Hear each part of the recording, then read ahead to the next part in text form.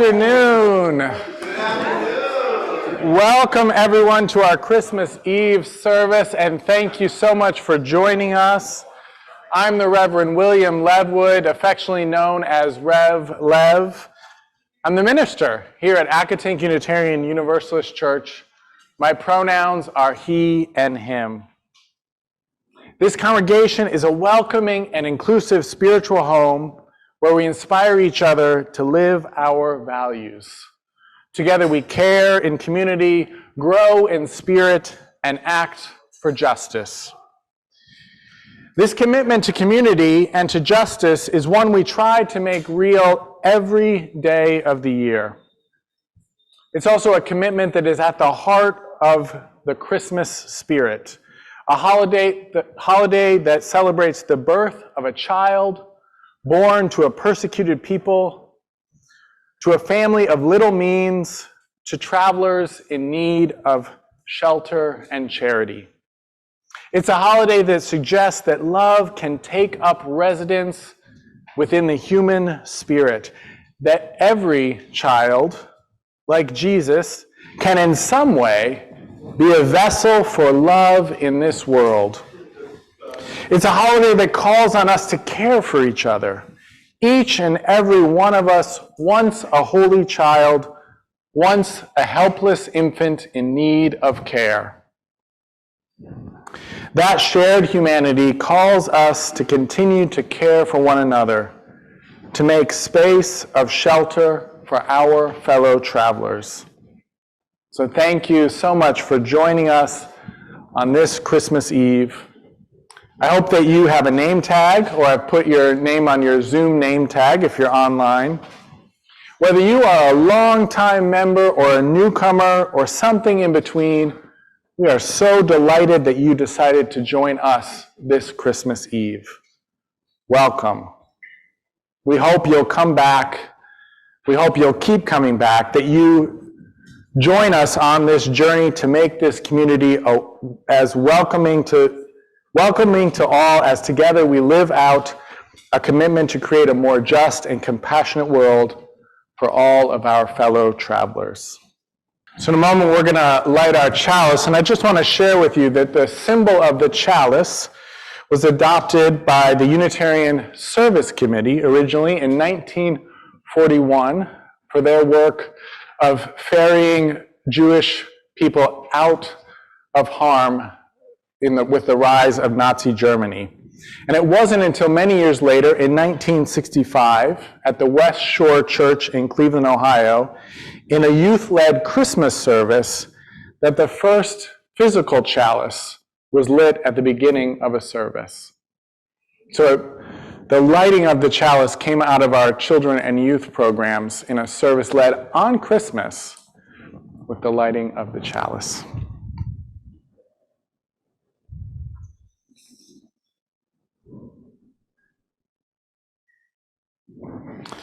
Christmas celebrates the coming of love to the world. Just moments ago we sang, O come, Emmanuel."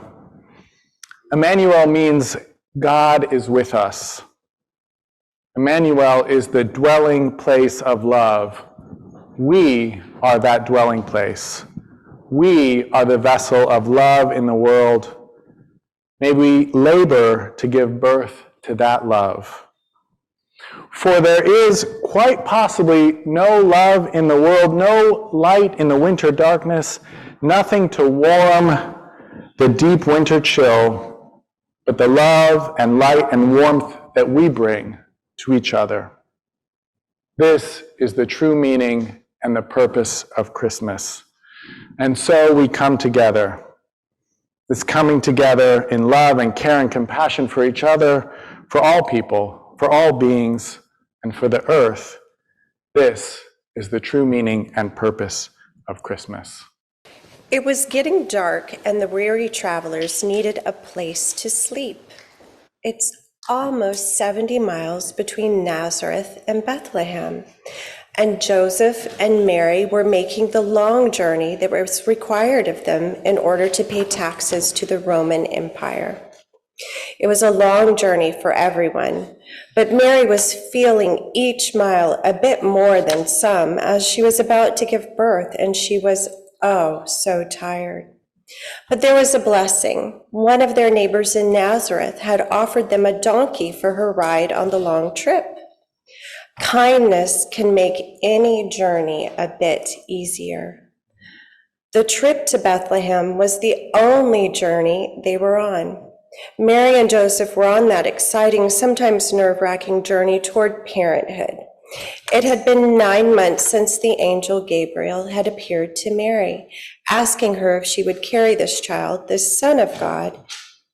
"Here I am," she had said, "let it be with me." And so with her consent, which is hopefully how all children come to be, Mary was pregnant. And there was another blessing, her dear sweet Joseph, who believed her, who had faith in her and in God. Faith can help when times are confusing and difficult. And there in Bethlehem, this young couple was blessed with generosity, a place to stay. They were given space to rest until their baby was born. It wasn't fancy, but it was warm and safe. Out in the fields, there were shepherds watching over their sheep. It is said that angels came announcing that a child was born. Now, I would guess that shepherds don't always feel important. They might not always remember that they matter, especially when they're out in a field at night. But on that night, there was a blessing. The angels came and sang, and they not only felt hope hearing of the birth of this little baby, but they also remembered, at least for that night, that they were each precious. And a new star rose in the heavens, telling of the birth of one who would bring a message of peace, one who would bring change, one who would be called a king. Far away, wise ones heard of the star. They went to King Herod to tell him that a new king had been born. Herod was jealous and afraid of what a new king might mean, and so he sent them to find the baby. And though the stories say they traveled to find him, there was a blessing. The wise ones felt compassion for this family, and they chose not to tell King Herod what they had seen. And as Jesus was held and rocked and snuggled and fed and sung to, there was a blessing of love and wonder. There they were, all the people and animals gathered around a new baby, caring for him and for one another, resting in that amazing love. Over 2,000 years later, we retell the story of Jesus' birth and of his life and teachings, and there is a blessing, a possibility of a better world. This possibility arises when we remember that we are all connected. When we choose kindness, faith, generosity, when we remember that each one of us matters, the possibility for a better world happens when we practice compassion, when we allow our hearts to be changed by love and wonder. This Christmas and every day, may you be touched by such blessings and share them with all those you meet. So we're all somewhat familiar with the nativity scene that so many use when decorating, celebrating, and reflecting on the Christmas season. But I'd like us to consider the scene of the nativity. Who are the participants? Who are the wise people? As we think of each part of this scene, the infant Jesus, the shepherds, Mary and Joseph, the bright, shining, and guiding star, the stable animals, the gifts that were given by the wise people. I want you to think of each character and consider how each one of those characters in that nativity scene can symbolize various people, seasons, and experiences in our own lives. What does that symbolize to you? The bright, shining star, the animals, the shepherds. Who are the shepherds in your life? Who are the wise people? So we're going to actually do a reading where I am going to narrate and you all are going to sing If you look in your order of service, you note that how we do it is we go from left down and then over to the right. You all will sing the chorus, so you're saying the same thing. And I'm going to begin with a quote that really spoke to me. And it's by Sarah Eileen Lawal, who's a Unitarian Universalist. So she says, the Christmas myth calls us to remember that the ordinary can become extraordinary, that any child, our own children, can become great prophets, teachers, leaders of nations, saviors even, not of souls, but of lives, working to end the ills and suffering in our world. So the challenging thing becomes not to look for miracles, but finding where there isn't one.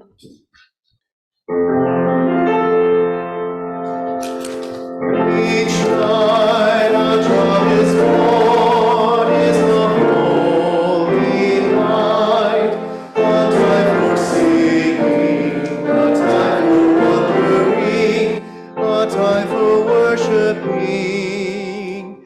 Each night a child is born, is a holy night.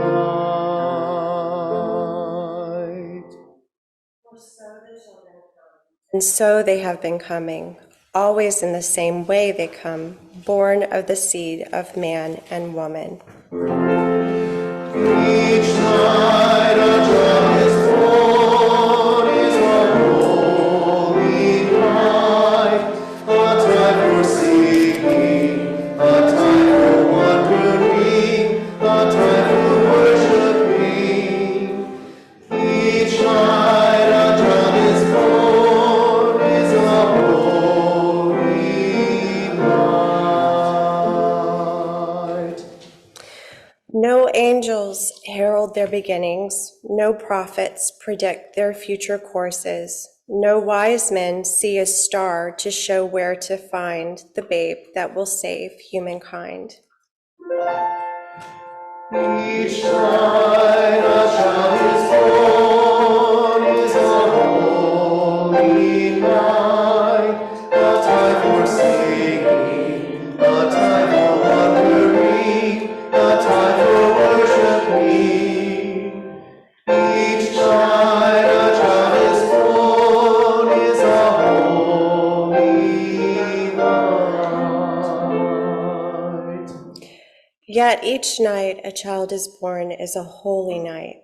Fathers and mothers sitting beside their children's cribs feel glory in the sight of new life beginning.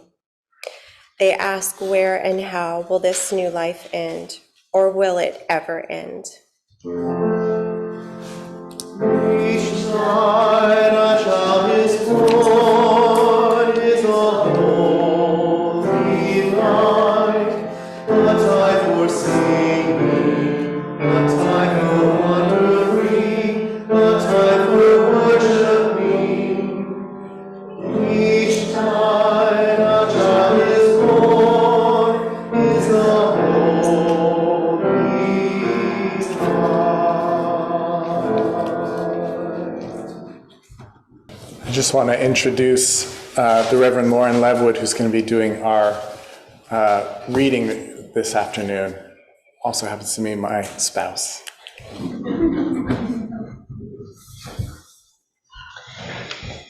Our reading is titled, You Have to Know Your Body as the Home of God, written by the Reverend Dr. Rebecca Parker.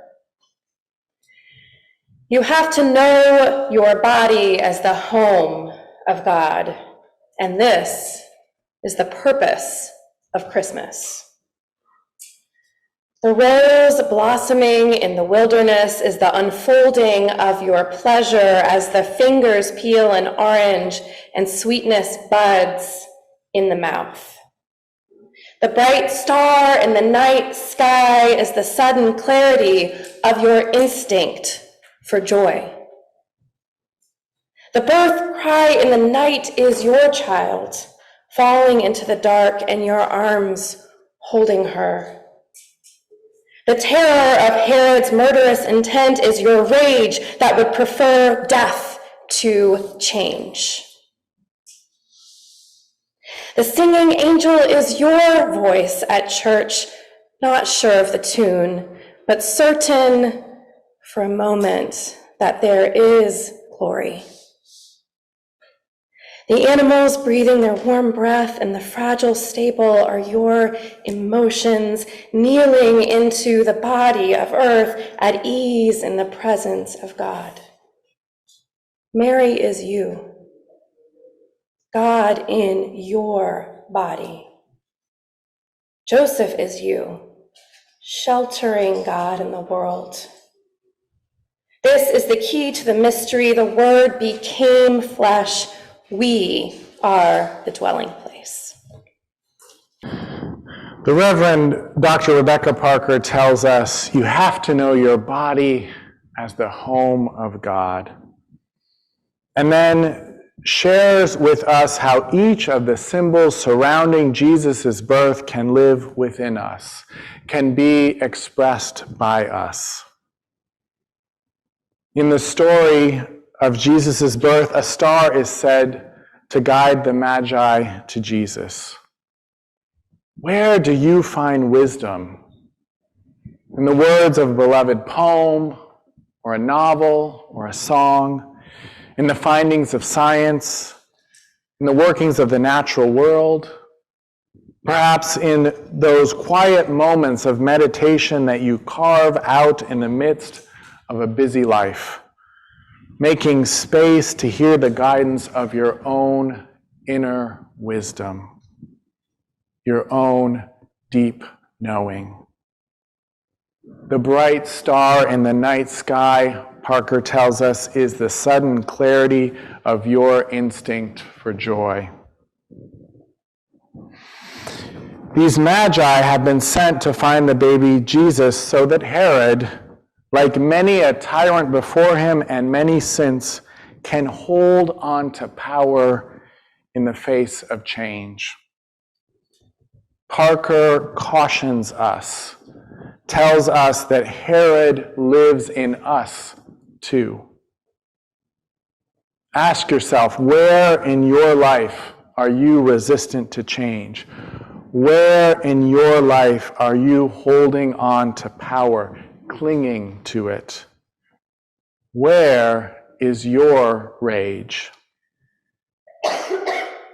I've thought recently about how we want desperately to be good, and that this wanting comes with a danger.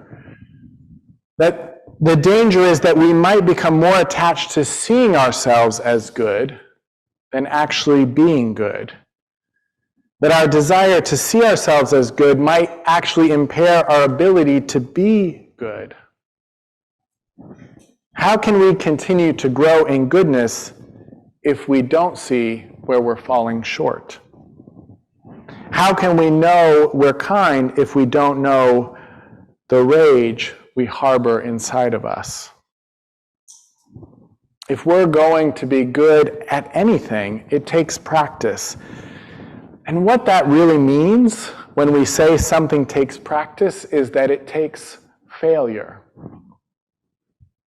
Practice is just failing a little bit better each time.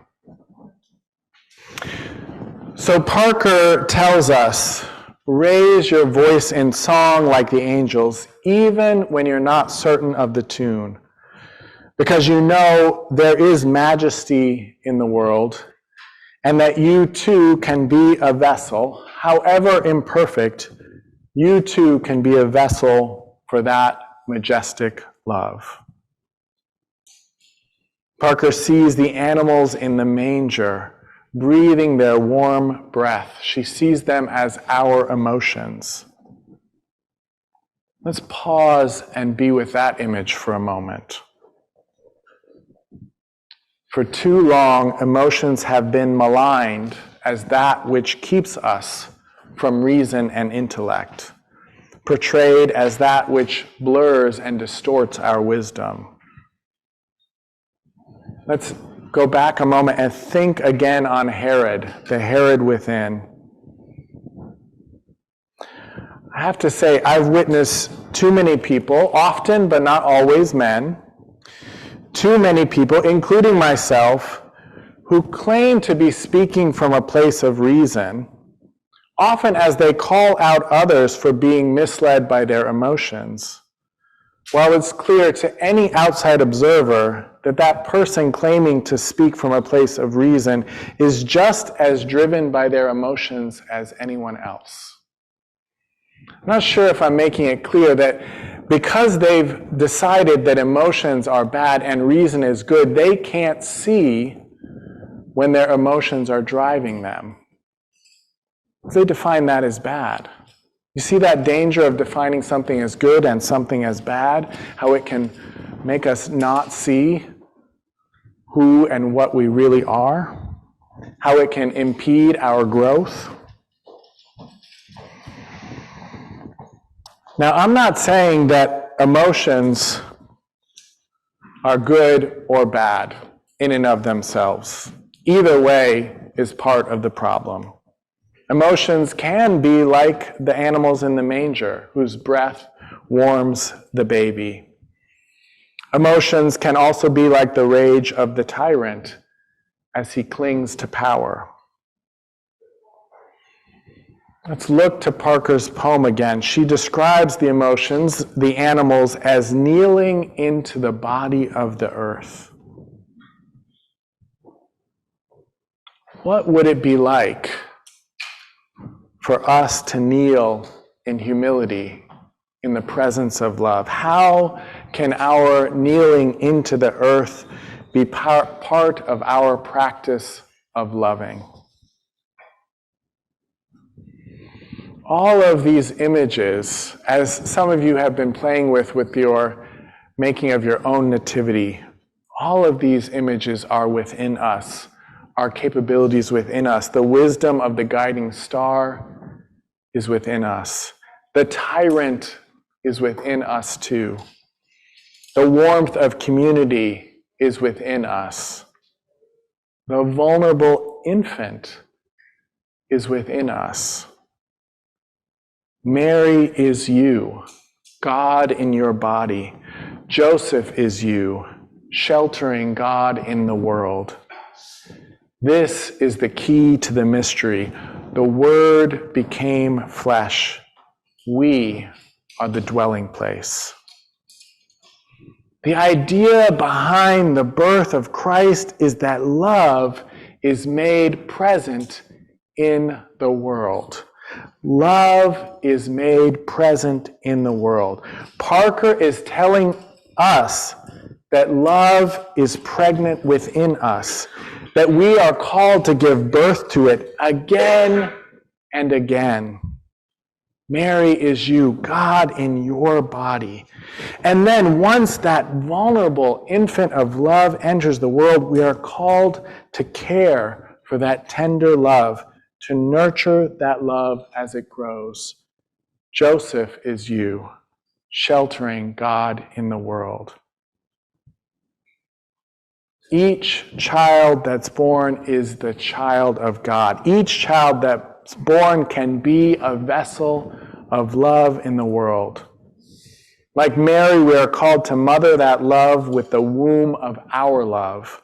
Like Joseph, we are called to shelter that love, nurturing its development with our love.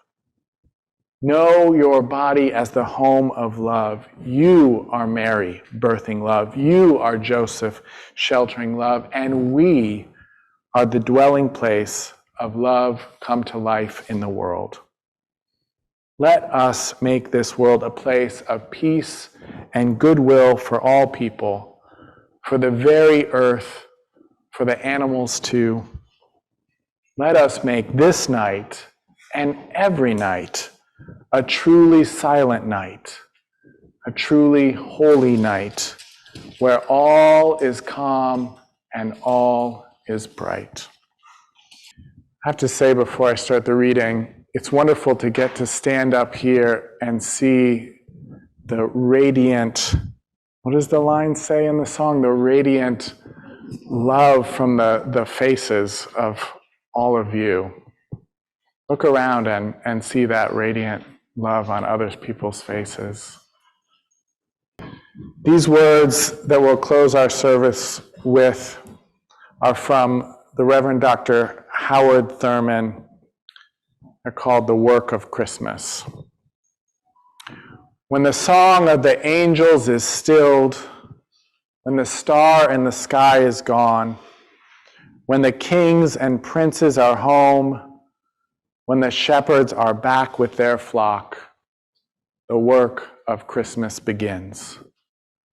To find the lost, to heal the broken, to feed the hungry, to release the prisoner, to rebuild the nations, to bring peace among others, to make music in the heart.